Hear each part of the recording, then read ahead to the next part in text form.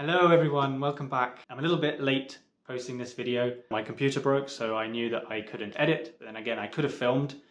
So I think the reason I didn't film is I hated this chapter. This chapter is about integrity, so I don't want to sugarcoat that, but at the same time I don't want to come across as too negative, and I think subconsciously I procrastinated so that I could read the next chapter in the next week, which I've done.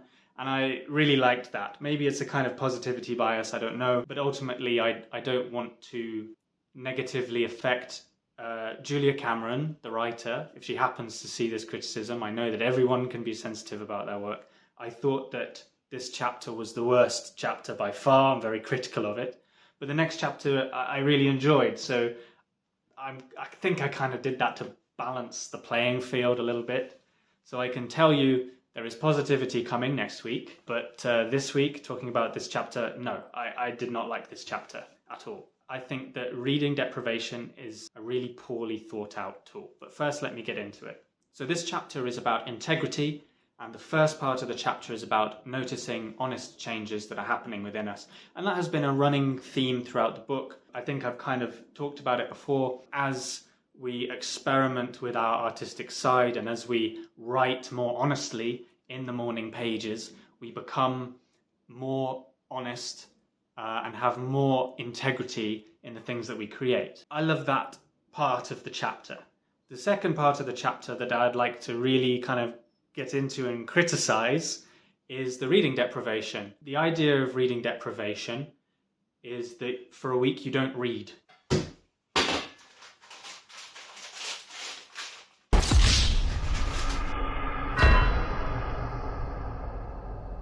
And there's a warning at the very beginning in the introduction to the chapter that says, warning, do not skip on the reading deprivation.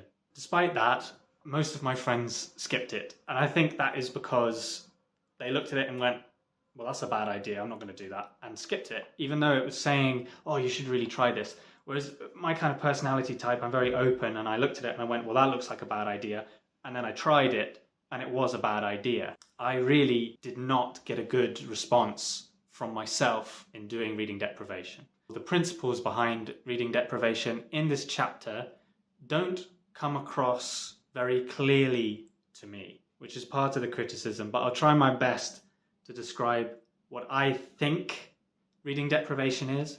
But in the way that it's written, it's actually quite confusing what the rules are. There's kind of contradictions happening, so let's talk about it. First of all, the basic principle of reading deprivation is that you don't read. The idea being that if you don't read, you have to find something else to do.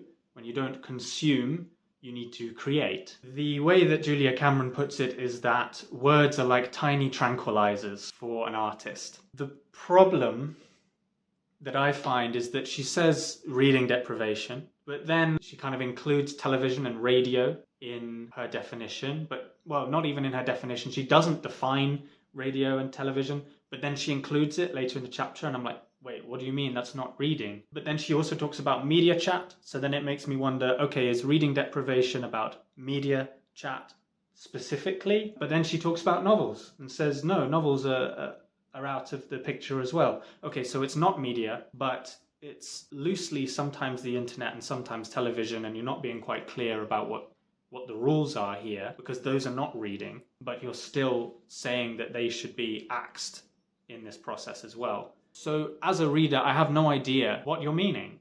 So the best I could do is just do the reading deprivation. Anything that's reading. I don't listen to the radio particularly. I sometimes listen to podcasts, sometimes listen to audiobooks, which as far as I'm concerned is the same as a novel. I don't see why listening to something is any different from reading it.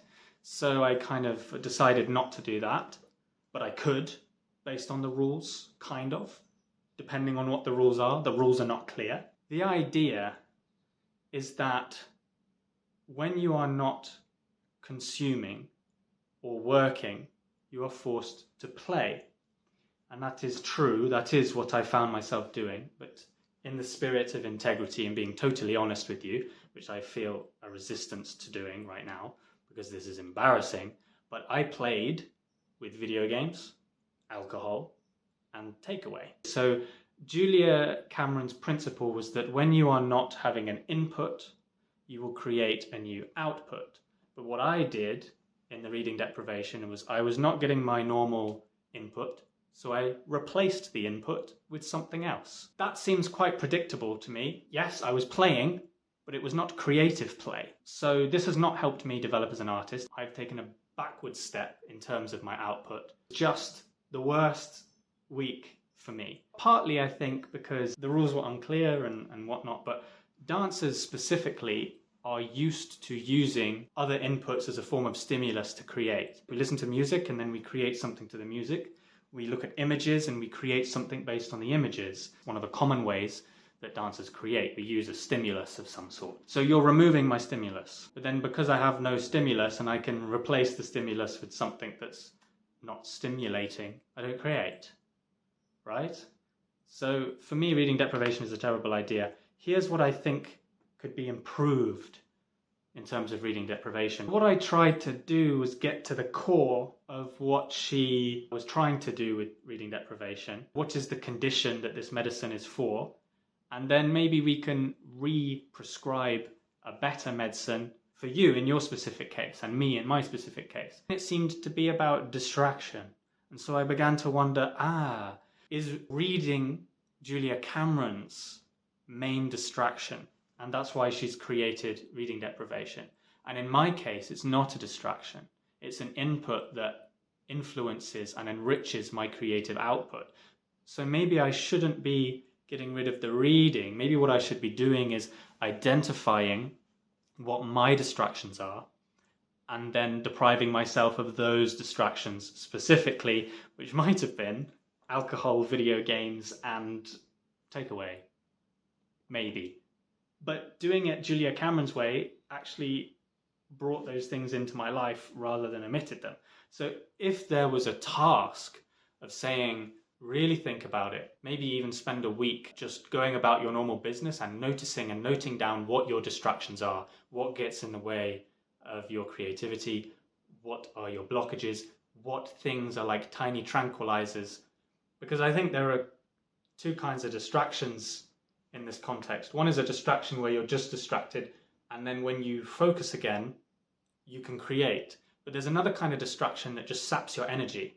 And I think that's what she means by a tranquilizer, right? It saps your energy. So when you're finished being distracted, you look at your creative work and you go, don't want to do it. Those are the kinds of distractions I think we need to be identifying in our lives and omitting. Now, she said that she often gets a lot of criticism for the reading deprivation when she brings it up to her students and says, right, we're not reading for a week. And they're like, what? I've got stuff to do. I have an important life. Her justification, if you like, is, well, I've also had a job. I've also been to college and I have managed to procrastinate my way out of reading. I feel like that justification is her wriggling out of giving a genuine justification. That's nice for you, but what if you were a doctor? Someone comes to you and they said, have you read my medical notes? And you say, no, Julian Cameron said I can't read this week. That is not practical. That is not something that people can apply responsibly. That is not fair just to say, oh, well, I went to college and I've had work and I've managed to procrastinate reading for a week. Okay, you've never been a doctor. So what? Like, what's your point? I feel like she's just kind of trying to escape by saying, yes, well, my students always say this kind of thing to me and I say this to them, la-di-da-di-da. She's pretending that she's justifying it. She is not justifying it. I'm basically saying I don't think it's fair to jump this on people. I don't understand what the point of that is. Why do you not give them a week in advance to plan for not reading? If that's something that's genuinely important to their development, why do you jump it on them and say, right now, you can't read? What the fuck? Give them a week. Why can't you give them a week? You've had 4 weeks. This is the 4th week. You could have written that in the introduction. By the way, in week 4, plan for this a month ahead, get all of your work done because you're not going to be reading for a week. Maybe you would be able to plan your course around when your holiday is or something like that. But to jump it on people, well, they might have really important things to do. In my case, I'm moving to Denmark. And that comes with needing a visa, that comes with signing contracts, all kinds of documentation. I cannot skip out on that. I cannot procrastinate for a week. That is stupid. I feel like when she says what she says in the book about, oh, my students complain about it, it makes me feel like me saying that is stupid. She's making me feel belittled for saying that.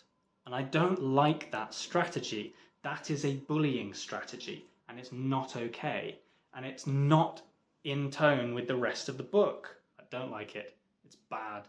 I think that most people will not criticise this chapter because of that belittlement. I do not appreciate being belittled. What I am criticising is valid and matters, and you don't get to get away with it with this bad chapter by trying to squash my criticism. No, you need to justify it, Julia Cameron. I'm calling you out. This is bad writing. This is just bad writing. As you can tell, I feel very passionately about this. I am not doing this to be mean to Julia Cameron. I'm also not doing this to be mean to anyone who has benefited from reading deprivation. The essence of what I'm saying is that reading deprivation is a medicine and you need to prescribe it to the right people. Some people will get a really good result, some people will not, because they have the wrong condition for that medicine. Okay, so thank you for watching. Next week I think will be a lot more positive. The next week is about possibility, and it's a well-written chapter, and I had a great artist's date. Be excited for that one. Take care, everyone. We'll have a happier week next week.